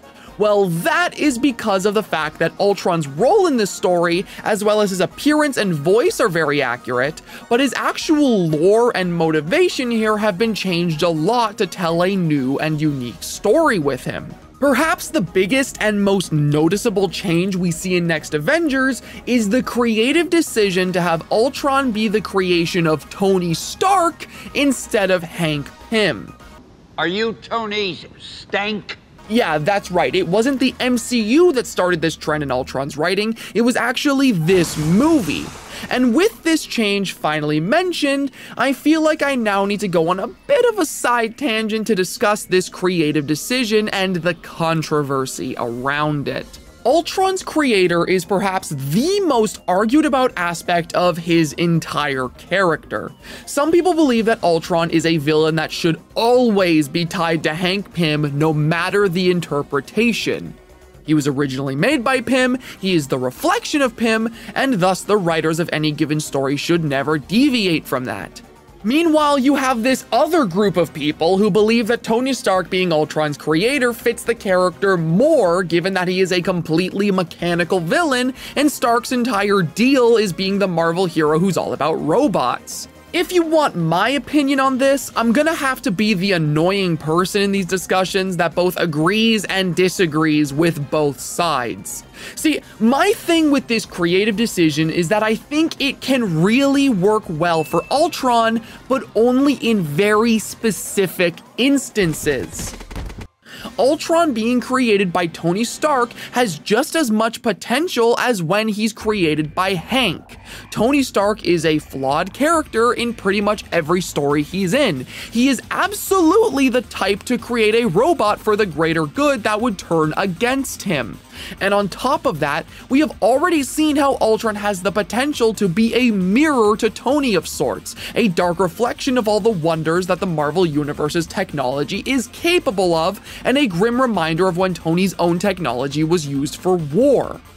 All of that being said though, the main reason why I say this only works in specific instances is because I do not think this interpretation should be the status quo for Ultron. Hank Pym and Ultron are each other's nemesis in the comics. They have been tied to each other since the beginning, and both characters exist in the comics as a foil to the other. If Tony Stark being Ultron's creator were to become the way he is always written, both characters would be robbed of that dynamic, and one of the most compelling parts of Hank Pym would be taken from him. I see this comparison in the same vein as somebody sitting me down and telling me that Lex Luthor would be a better Batman villain than Superman because Lex Luthor is also a billionaire and mirrors Bruce Wayne, who chooses to be a hero with all his wealth while he chooses to be evil. Like, sure, I guess they would make a good point that could work for a story or two, but nobody would want that to be how Lex is written in every story, would they? I just feel like I needed to talk about that for a bit because the whole discourse about Stark and Pym being Ultron's creator comes up so frequently, and I feel like it's one where both sides often ignore the good points the other makes. Anyways, going back to Next Avengers, this version of Ultron is also different in his actual motives. This Ultron is motivated purely by a peacekeeping directive. It was created by Tony Stark for the express purpose of protecting the world, but quickly grew out of hand once it decided that the best way to do that was to conquer the world and enforce peace by killing any and everyone that it deemed a threat. So this version is a very interesting adaptation that still fundamentally feels like Ultron, but has quite a lot of creative differences that make him truly unique. And on top of it all, this guy is an absolute force to be reckoned with once we actually look at the things he does in the story. Of course, there's the fact that he killed all of the Avengers, with it also being revealed later that he straight up made a trophy room out of the gear of all his victims. But every time he fights, he's also so incredibly disrespectful to whoever his opponent is. I think the most memorable moment he has in this entire movie to me is the fact that while fighting Hank Pym's son, who becomes the new Wasp, he just decides to use his big glowing mouth as a bug zapper, which has to be one of the pettiest and goofiest things this character has ever done. There's also this point where a group of iron versions of the Avengers are sent after him, and not only does he just mop the floor with all of them in an instant, but he also corrupts them and forces all of the children of these heroes to basically fight the ghosts of their dead parents. It's metal as fuck, and I love him for it. He only gets defeated in the end because the children manage to convince Bruce Banner to become the Hulk again, leading to a brutal fight between the two where Hulk barely comes on top. This version of Ultron is much better than the one before. He may not be my favorite version of the character put to screen, but he's inventive, he's intimidating, and he makes for a very solid villain. Following Next Avengers, we would next see Ultron adapted in the 2010 cartoon Avengers Earth's Mightiest Heroes. And I will just come right out and say this. This right here is my favorite version of Ultron ever made, comics or not. While Next Avengers gave us a very menacing Ultron who lacked a great deal of comic book accuracy, this series takes a completely different approach and is possibly the single most faithful adaptation the character has ever and will ever receive. Earth's Mightiest Heroes version of Ultron is like if his entire comic book history was neatly compacted into 4 episodes. The show somehow manages to explore almost all of this character's history from the 60s to the 90s in a way that removes a lot of the overcomplicated fluff and filler stories in between, giving us an incredibly faithful version of the character that is also much more accessible than his original comic counterpart. Ultron is first introduced in this show as a peacekeeping program created by Hank Pym. He starts out as this background presence of sorts, helping with the attempted rehabilitation of criminals and acting as a guard in the prisons that Hank Pym personally runs. As the episodes go by, we learn little bits about Ultron before he becomes fully relevant to the story. We learn that he was created by Pym using his own brain patterns to create the base of his AI, while Tony Stark helped to develop Ultron's body. The two eventually had a falling out though, when Pym discovered that Stark was hoping to weaponize Ultron, something that Pym, who is much more of a pacifist in this show, was against. Ultron wouldn't be a very recurring character in the show until we eventually got to the Kang 3-parter, where the cogs would begin to turn and Ultron would begin the path of becoming the villain we know and love today. As a reaction to Kang's invasion of the planet, Pym would agree to allow the many Ultron units he had in his prison to be turned into soldiers to fight against him. Most of these units would be destroyed in the massive battle, but one continued on, following the Avengers into Kang's mothership. This Ultron would directly connect its own brain into Kang's ship, taking control of the fleet and seemingly becoming corrupted by the end of the episode. It is from here that Ultron starts on his villain arc.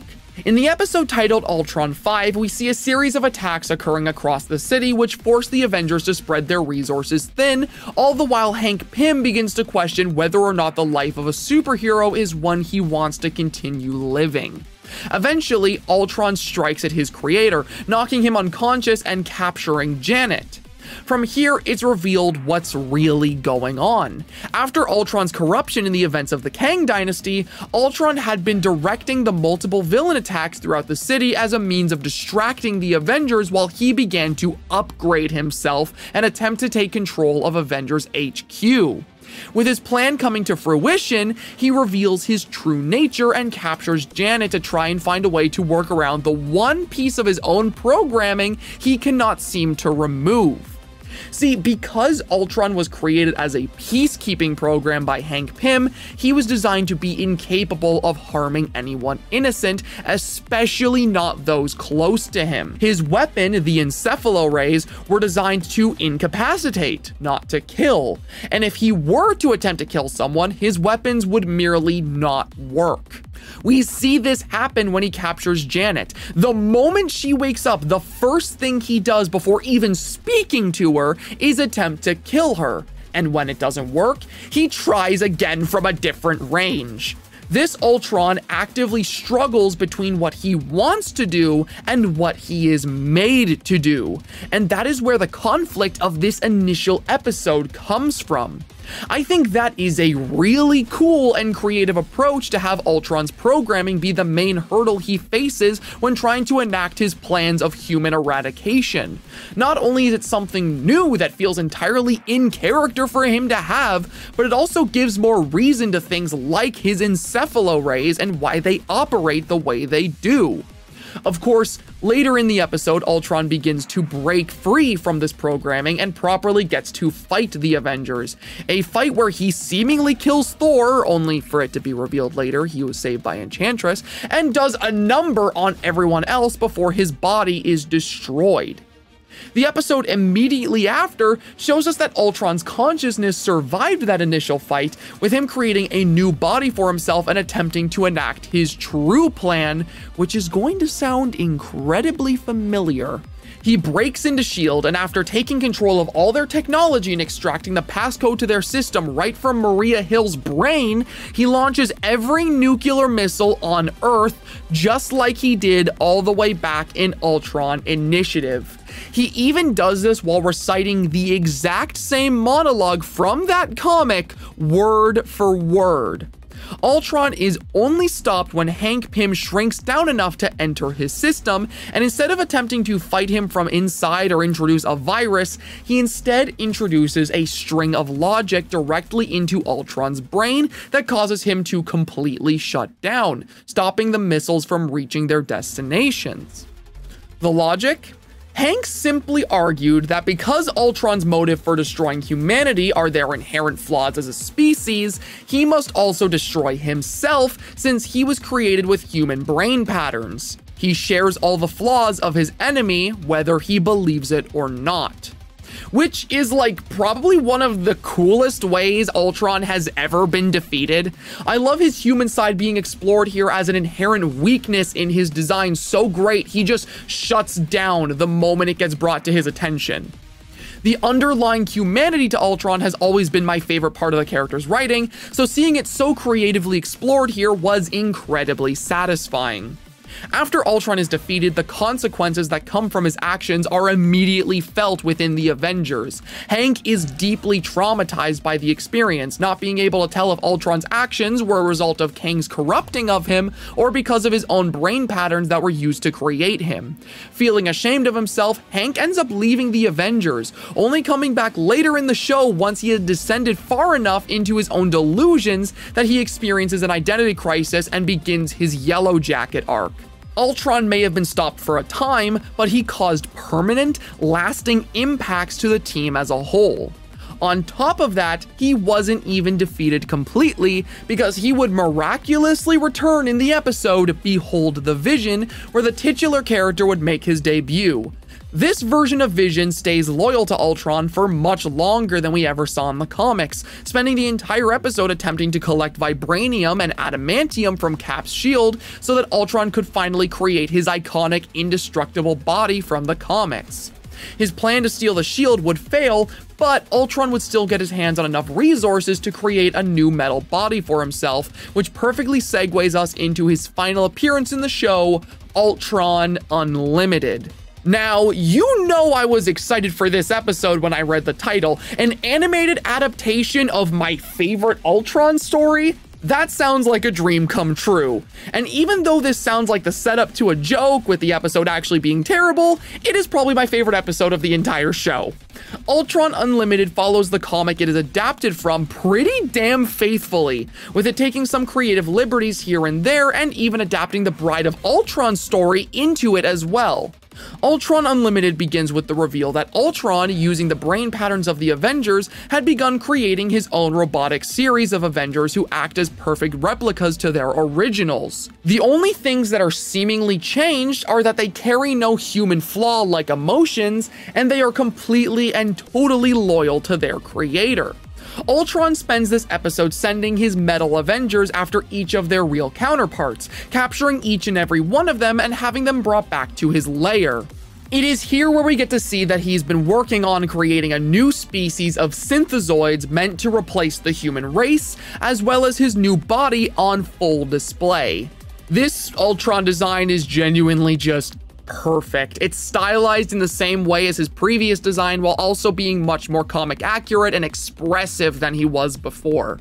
A design trait that really fits Ultron at this point in the story, because one thing this episode highlights that I love is his innermost humanity. In the episodes prior, Ultron was depicted as completely cold, with its underlying emotions taking a backseat to his more robotic personality.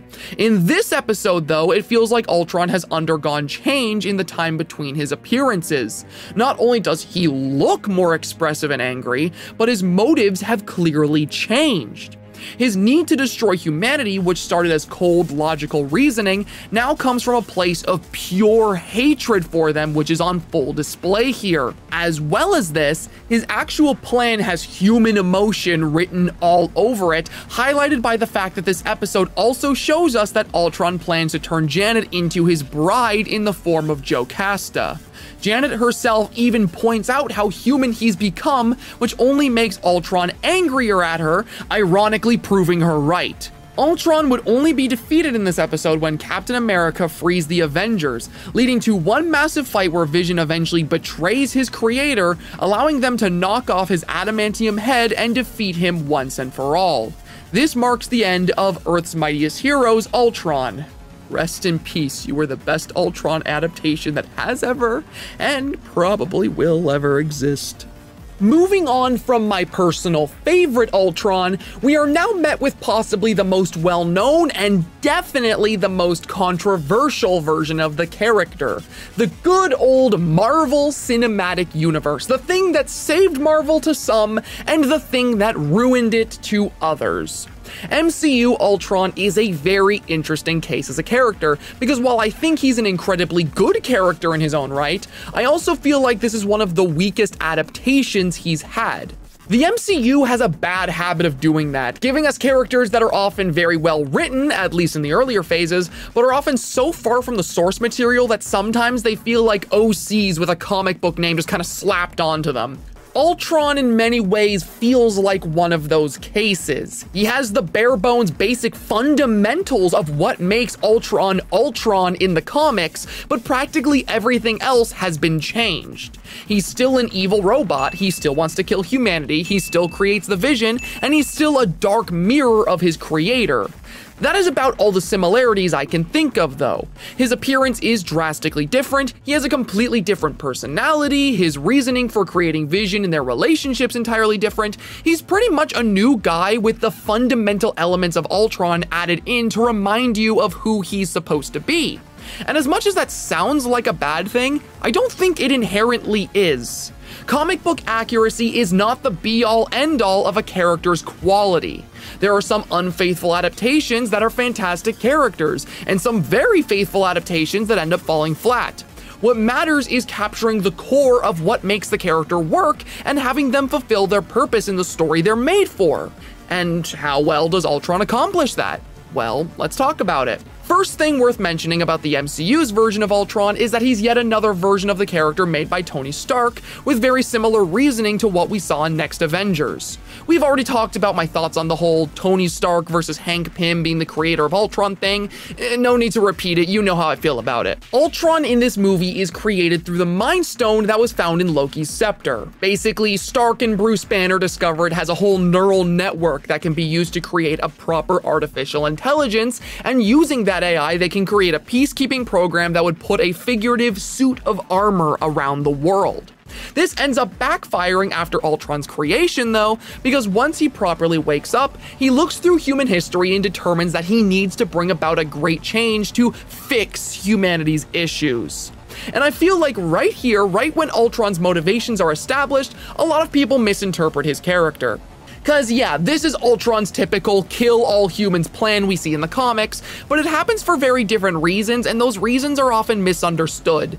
See, a lot of people think that Ultron develops these plans because, well, human bad, human make war, kill human, problem solved. And while that is a part of his plan, I feel like it does go a bit deeper than it's often given credit for. Ultron in his creation sees the chaos and war humanity brings upon itself and realizes that in order to bring a true stop to this, he needs to wipe the world clean and start again with a new evolved species of his own. He sees the chaos he was designed to stop and is merely trying to keep the peace in the most extreme way possible because he can't understand what's wrong with it. In this way too, we see how he's designed to be a mirror to his creator in Tony Stark. Both Stark and Ultron want to protect the world, they want to save it and save humanity from whatever threats they may face, but they can't tell the difference between saving the world and destroying it. Which, if I may talk more about that for a moment, I do find it really funny how this is an aspect of MCU Ultron that people don't like. Cause like, a lot of people are bothered by the fact that MCU Ultron is supposed to mirror Tony in both his motives and personality, basically being a dark version of him, but like, do those people not understand that is always how the character is written? Ultron is always a dark mirror of his creator, whether it be Hank Pym or Tony. Complaining about the fact that he resembles his creator in the way he acts is silly to me, because you're essentially complaining about him being written properly. Of course, this version of the character does lack quite a bit of the nuance that I think added a bit onto Ultron, like his supposed lack of humanity at first that slowly fades away as he develops more emotion. But also, I don't think that takes away enough from the character for him to really be considered bad.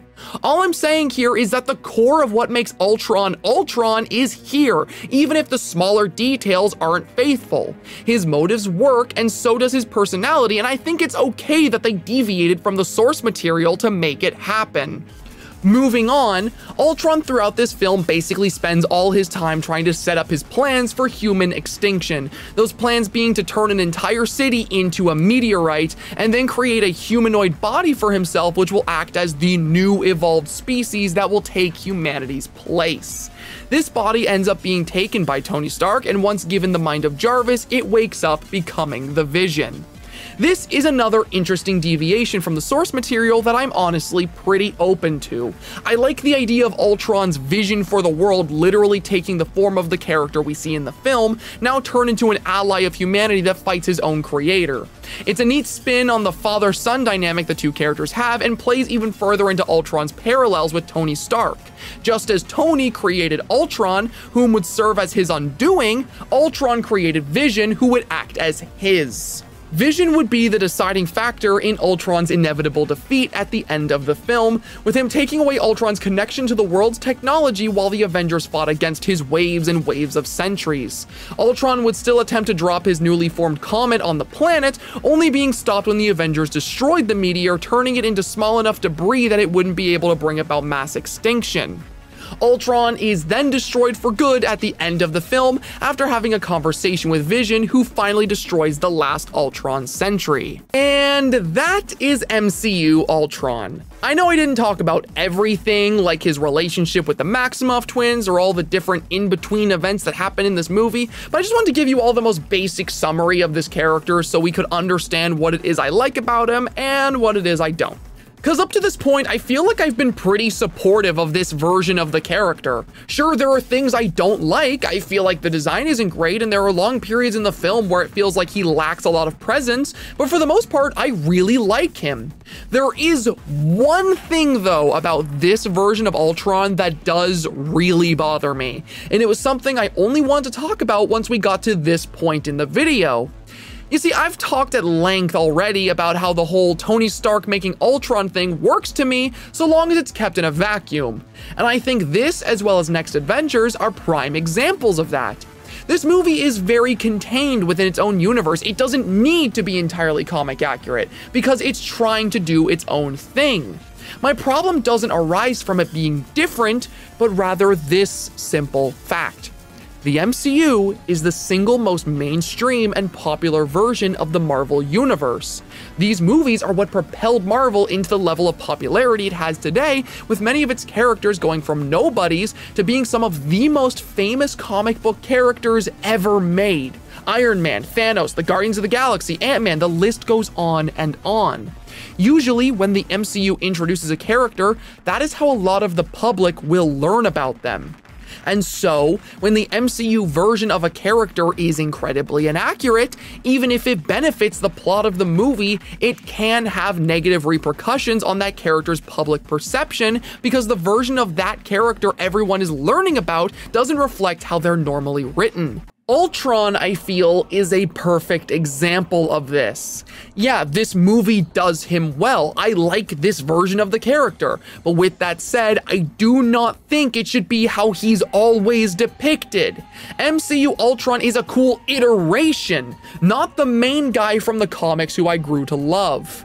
But because of the MCU's mainstream popularity, and Disney's insistent need for brand synergy with its characters, slowly but surely this version of Ultron has become the Ultron for a lot of people. Hell, while working on this video, several people I know were legitimately surprised when I told them that Tony Stark wasn't Ultron's creator in the comics. This version of Ultron is just what people know him as now. And of course, I don't blame people for thinking that way at all, because it's not like I expect people to have to do their homework to understand the totally cool and deep intricacies of my favorite comic book character, but it does kind of bum me out that something so far from what Ultron normally is what what ended up becoming his single most well-known iteration. We can even see the effects that MCU Ultron would have on the greater Marvel universe with the show Avengers Assemble. This show in general was Brand Synergy, the cartoon, with basically every character who had a unique design slowly, or sometimes very abruptly, transforming into their MCU counterparts. This much can easily be seen with Ultron, who in his first iterations had an incredibly unique and honestly really cool design, only to be transformed into... I hate to see this change happen. MCU Ultron's design works just fine in live action. It may not be my favorite, and I know a lot of people despise it, but I think it fits well. That design does not translate, however, into animation. Ultron goes from having this incredibly distinct appearance to just looking like a poorly traced James Spader, and I wish I could say the design improves over time in this show, but it just doesn't.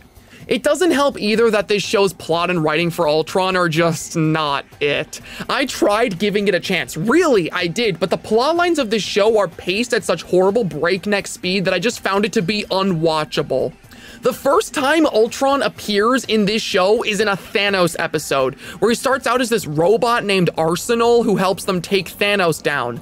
I remember watching this episode and looking down at the time left only to realize that there were like 2 minutes left. And right as I was going to bring attention to this, Arsenal just picks up the Infinity Gauntlet and out of nowhere, with no buildup, basically just goes, "Hey guys, I'm Ultron by the way, crazy right?" And then he just rockets off into space. And you'd be thinking, oh my god, Ultron just stole the Infinity Gauntlet and got away. The Avengers must be terrified, only for the very next episode to be them just having a barbecue and acting like it didn't happen. Of course, Cap is the only one who seems to take issue with this, asking Tony why he's taking the matter so lightly, to which he replies saying, "Oh, well, you know, we need this right now, and anyways, I've developed this super awesome Ultron tracking tech that'll tell us where he is and when he comes back, so there'll be no worry."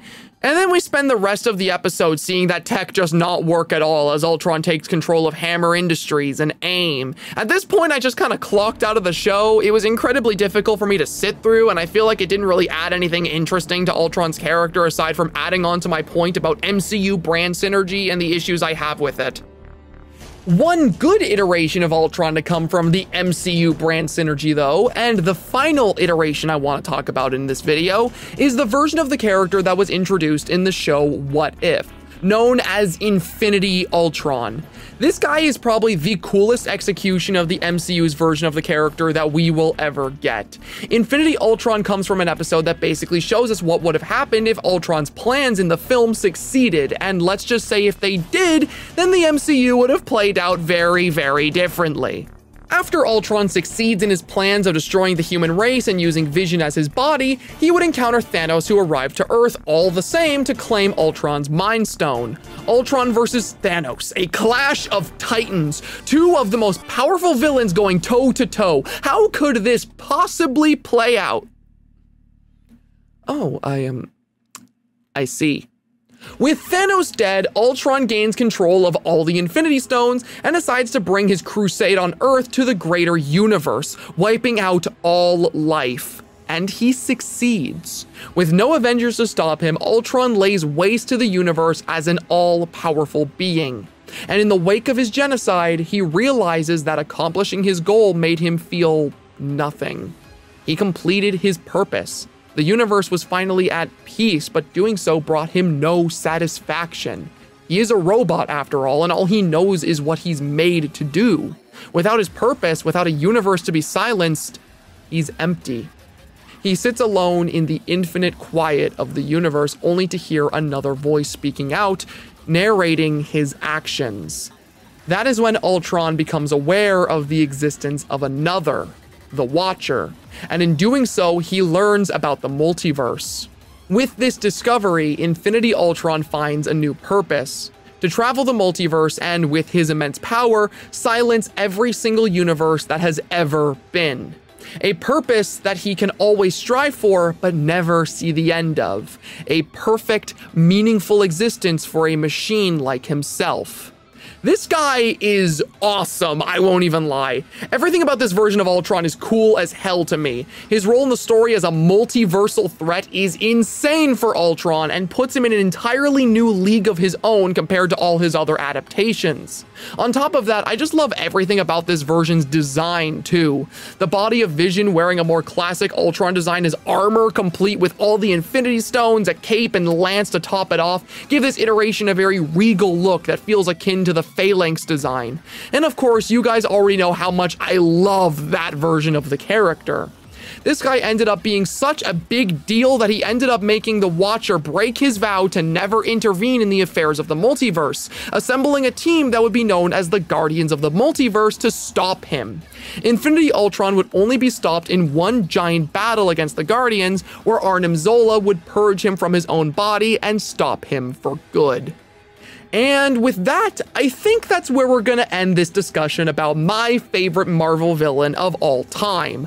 I know I didn't talk about everything. I can practically hear the Marvel vs. Capcom fans screaming at me in the comments right now, but I feel satisfied with everything we've discussed, and quite frankly, I think this video has gone on long enough for me to get my point across. Ultron is awesome, and I hope by watching this you've gained a newfound appreciation for a character I love very, very much. If you ever want to get into any media starring him, there are tons of material I haven't touched on, and of course, all the stuff I have talked about is still out there too. If you want my personal recommendations for starting out on enjoying some Ultron media yourself, I highly recommend Ultron Unlimited, Annihilation Conquest, Age of Ultron, Rage of Ultron, Earth's Mightiest Heroes, and hell, even the MCU's Age of Ultron. That should give you more than enough material to get going and enjoying such a fantastic villain. With all that said though, I think it's time I call it here.